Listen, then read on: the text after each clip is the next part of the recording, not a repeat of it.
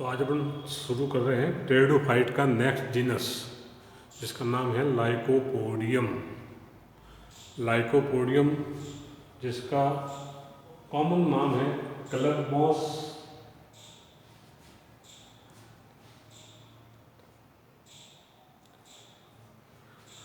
Lycopodium की जहाँ तक इस सिस्टम की पोजीशन है, it belongs to division Pteridophyta, sub division Lycopsida, order Lycopodiales, family Lycopodiaceae, genus है लाइकोपोडियम।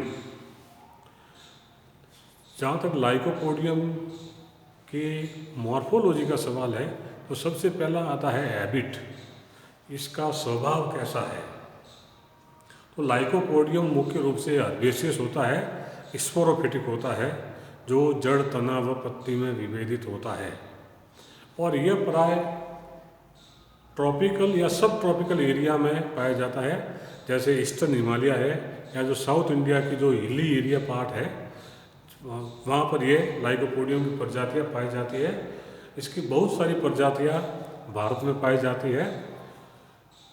तो लाइकोपोडियम की जितनी प्रजातियाँ हैं, तो इसकी जो मॉर्फोलॉजी स्टडी के लिए इसको दो ग्रुप में विभाजित किया जाता है। लाइकोपोडियम की जितनी प्रजातियाँ हैं, इनकी स्टडी के लिए इनको दो ग्रुप में विभाजित किया जाता है और वो ग्रुप है यूरोस्टेकिया एंड ड्रोपेलोस्टेकिया। यूरोस्टेकिया के अंदर उन सारे लाइकोपोडियम की प्रजाति को रखा जाता है जिसमें तना या तो ऊर्ध्व होता है या किसी शाखा पर लटका हुआ होता है। कहने का मतलब यह है कि इसमें तना जमीन पर श्यान अवस्था में नहीं पाया जाता है। तो यूरोस्टेकिया में तना या तो ऊर्ध्व होता है, जमीन के कांटेक्ट में नहीं होता, जमीन के बिल्कुल लंबवत खड़ा होता है, या किसी शाखा पर पेंडेंट रूप में लटका हुआ होता है। तो वो सारी प्रजातियां यूरोस्टेकिया ग्रुप के अंदर रखी जाती है। ड्रोपेलोस्टेकिया में जो तना होता है, इसका आधा भाग जमीन की सतह पर फैला हुआ रहता है और आधा भाग ऊर्ध्व होता है। तो वे सारी प्रजातियां जिसमें तने का आधा भाग ऊर्ध्व हो और आधा भाग जमीन की सतह पर फैला हुआ हो, उन सब भी प्रजातियों को ड्रोपेलोस्टेकिया के अंदर रखा जाता है। अब जो इसका तना होता है, जैसा कि मैंने आपको बताया कि यह बीजाणुभिद प्रकृति का होता है एवं इसको जड़, तना एवं पत्ती में विभेदित किया जाता है। जहाँ तक इनकी जड़ की बात है, तो इसमें प्राइमरी रूट, प्राथमिक जड़ें कुछ अल्प समय के लिए विकसित होती है और उसके स्थान पर लेटरल एडवेंटिशियस या अपस्थानिक जड़ों का निर्माण हो जाता है। और यह अपस्थानिक जड़ें तो यूरोस्टेकिया ग्रुप है, उसमें तने के बेसल पार्ट, जो तने का आधारीय भाग जमीन के कांटेक्ट में होता है, वहाँ से ये अपस्थानिक जड़ें निकलती है। लेकिन जो ड्रोपेलोस्टेकिया ग्रुप है, इसमें ये अपस्थानिक मूलें कई स्थानों पर निकल जाती है। जो भाग जमीन के सतह पर है और जहाँ पर पर्व संधि पाई जाती है, उस पर्व संधि से अपस्थानिक जड़ें निकलती है। तो दोनों में डिफरेंस ये है कि यूरोस्टेकिया में तो जड़ें केवल एक ही स्थान से निकलती है, जबकि ड्रोपेलोस्टेकिया में जहाँ कहीं पर भी पर्व संधि पाई जाती है, उस पर्व संधि के स्थान से अपस्थानिक जड़ें निकलती है। दोनों ही ग्रुप में जो वायवीय भाग होता है या टेरेनियन भाग होता है, वो द्विभाजी शाखित होता है।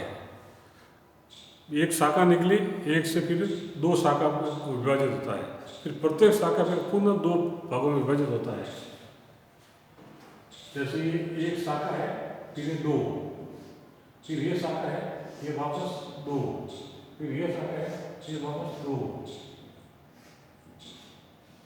इस तरह से इसकी जो ब्रांचिंग है वो डाइकोटोमस होती है या द्विभाजी शाखित होती है।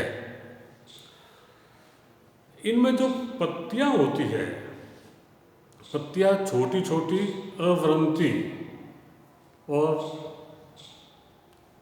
एक्यूमिनेट होती है।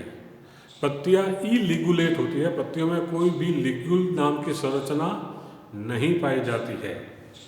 जो यूरोस्टेकिया है इसमें पत्तियों का आकार, सब पत्तियों का आकार एक जैसा होता है, लेकिन जो रोपेलोस्टेकिया है उसमें पत्तियां प्राय आकार में एक जैसी तो होती है, लेकिन जो पत्तियां जमीन की सतह के जमीन के कांटेक्ट में होती है उनका आकार थोड़ा बड़ा होता है। वो जो वायवीय शाखा है उसका आकार थोड़ा छोटा होता है। अब इसका जो शीर्षस्थ भाग है, शीर्षस्थ भाग फर्टाइल होता है जहाँ पर बीजाणु धानियों का निर्माण होता है, और ये सारी बीजाणु धानियाँ व्यवस्थित होकर एक शंकु तो नहीं होता है, एक खास तरह की संरचना में ये व्यवस्थित होते हैं जिसको स्ट्रोबिलाई कहते हैं, लेकिन कोन नहीं कहते, शंकु नहीं कहते हैं, स्ट्रोबिलाई होता है। तो इसमें बीजाणु धानियाँ तने के शीर्षस्थ भाग पर बनती है।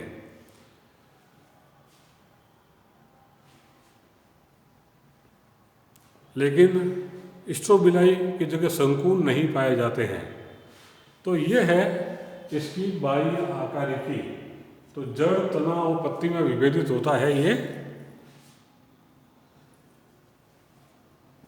अब इसके आंतरिक संरचना के अंदर इस तने का सेक्शन काटा जाता है।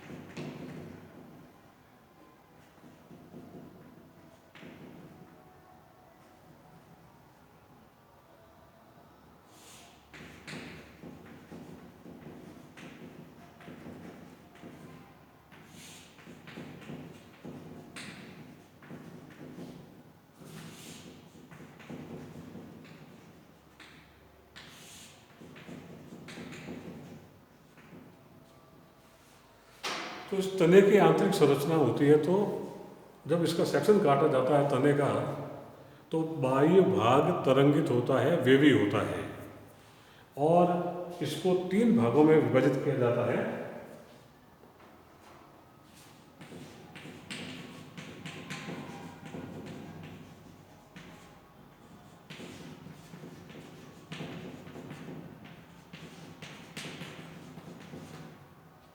एपिडर्मिस, कॉर्टेक्स और रंध्र। तो सबसे बाहर एपिडर्मिस पाई जाती है, जिसके अंदर बात रंध्र भी पाए जाते हैं, और वह चारों तरफ से मोटी क्यूटिकल से घिरी हुई रहती है।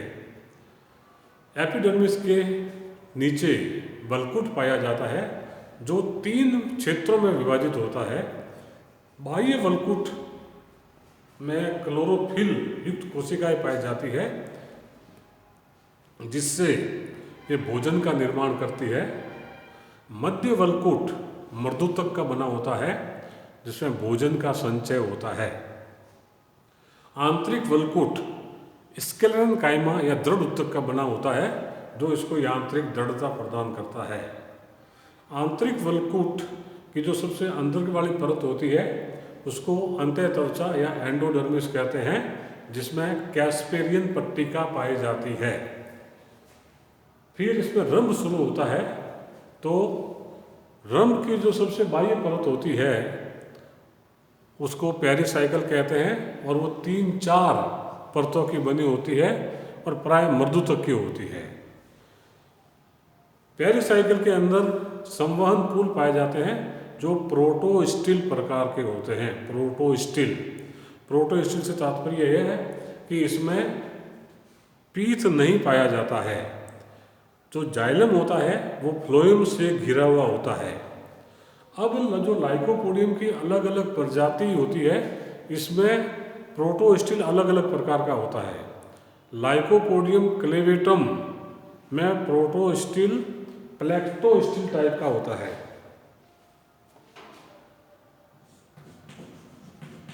प्रोटोस्टिल,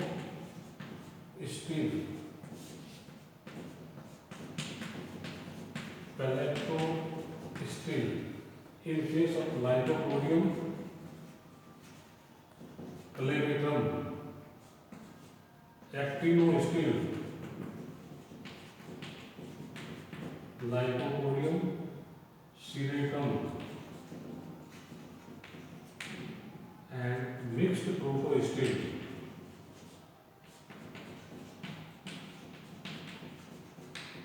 Lycopodium sternum। तो जो ये प्रोटोस्टिल है, यह लाइकोपोडियम क्लेवेटम में प्लेक्टोस्टिल टाइप का पाया जाता है। और प्लेक्टोस्टिल से तात्पर्य यह है कि जो जाइलम होता है वो पट्टी के रूप में पाया जाता है। तो इसमें जाइलम पट्टी के रूप में पाया जाता है, जो चारों तरफ से फ्लोएम से घिरा हुआ होता है। एक्टिनोस्टिल में जो जाइलम है स्टार शेप होता है। मिक्स्ड प्रोटोस्टिल में जाइलम छोटे छोटे खंड के रूप में पाया जाता है और चारों तरफ से फ्लोएम से घिरा हुआ होता है। तो ये है इसकी आंतरिक संरचना। तो ये आउटलाइन डायग्राम है, और इसका सेलुलर डायग्राम बनाना है, जैसा कि मैंने उसमें बताया था साइलोटम में। उसी तरह से इसमें सेलुलर डायग्राम बनाना है। तो ये लाइकोपोडियम की बाह्य संरचना और तने की आंतरिक संरचना।